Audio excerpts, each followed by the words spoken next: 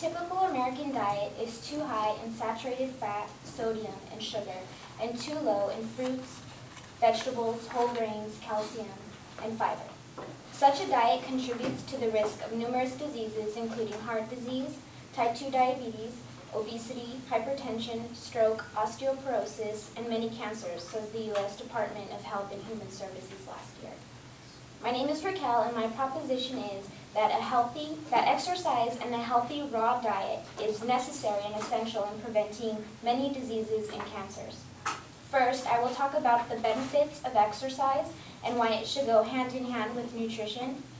Then I will discuss what is meant by a raw diet and how that builds your immune system, which is the basis for fighting off potential diseases and cancers. And I will conclude with some of the food we should avoid to maintain a healthy lifestyle. Let me start with the benefits of exercise. Why is exercise so important?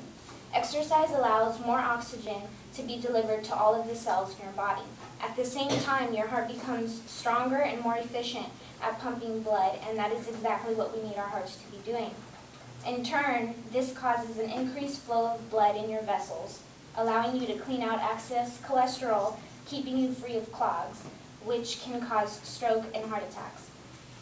Some evidence I found on the Physical Sciences website were studies that showed physically active men and women who work out regularly can reduce their risk of developing colon cancer by up to 40%. Exercise also reduces chronic inflammation, which triggers cancer growth. It also keeps estrogen levels low, protecting against all hormone-dependent cancers like breast cancer. Exercise also strengthens the immune system and digestive tract. It helps stop tumor growth by stimulating activity in key enzymes and minimizing the impact of carcinogens, which are substances that can produce cancer. Now that I've given you several reasons on exercise being necessary in preventing many diseases and cancers, I will now talk about what is meant by a raw diet and the importance of phytochemicals. A raw diet is a lifestyle that supports eating only living and raw fruits, vegetables, nuts, seeds, and seaweeds, and grains. Nothing is heated or cooked over 116 degrees Fahrenheit because the heat denatures the enzymes in the food.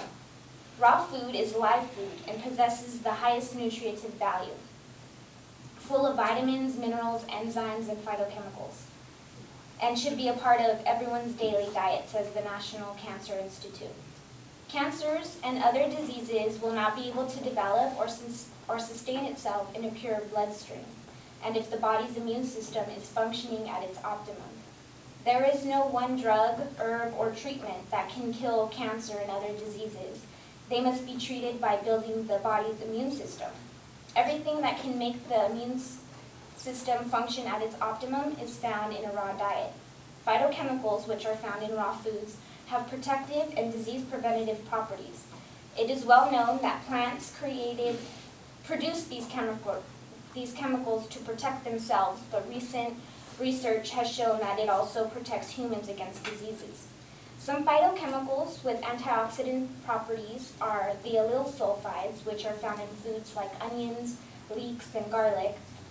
Indoles, which are found in cabbages, stimulate enzymes that make estrogen less effective and could reduce the risk for breast cancer. Some phytochemicals bind to prevent the adhesion of pathogens to human cell walls.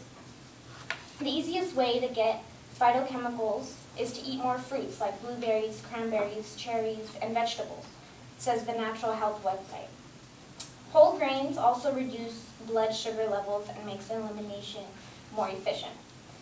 Now that I spoke to you about the many benefits of phytochemicals and other nutrients, I will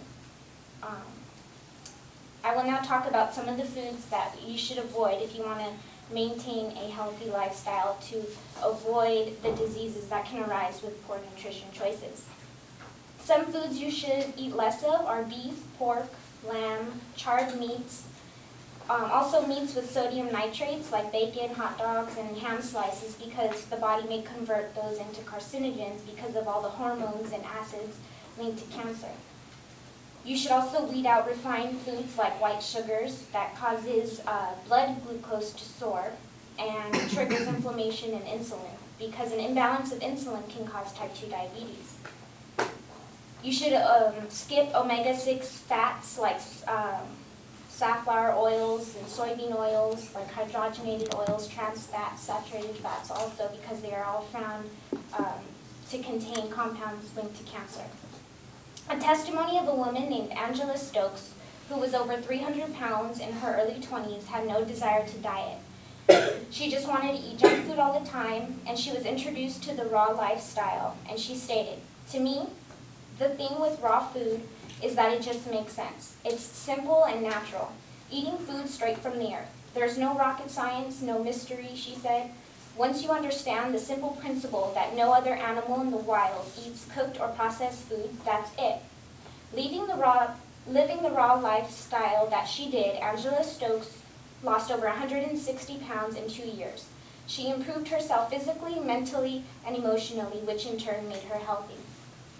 In conclusion, when your body loses normal genetic control, often through nutritional deficiencies and environmental toxins, as well as the aging process, the cells grow into cancer before your immune system can eliminate them, explains Jacob Titelbaum, medical doctor. By eating the right foods and exercising wisely and reducing stress, you can shore up your immune system and improve your odds against triggering diseases.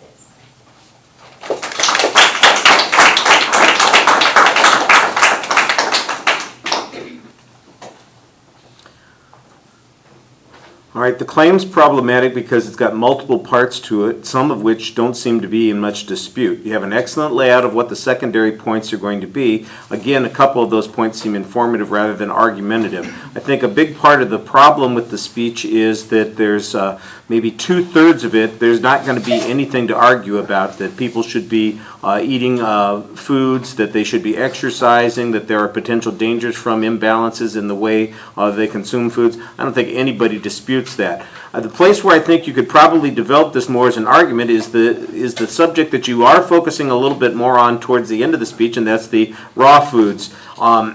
The suggestion, for instance, might be that a raw food diet could easily substitute for our current consumption of foods without any negative effects, or that it would be we would be able to sustain ourselves effectively with a raw food diet, and perhaps excluding all those other kinds of foods. There might be some controversy on this, but the notion that we should be eating fruits and vegetables and nuts, I'm not sure that there's a lot of controversy on those kinds of things. I mean, that's all part of the food pyramid. The FDA recommends it, the National Cancer Institute recommends it. So who's arguing against these points? I guess the dispute is whether or not other ways of managing our health would be more effective. You do a nice job presenting the evidence that you've got. It's pretty straightforward information. I'm just not sure that you're making enough of an inference for it to work as an argument.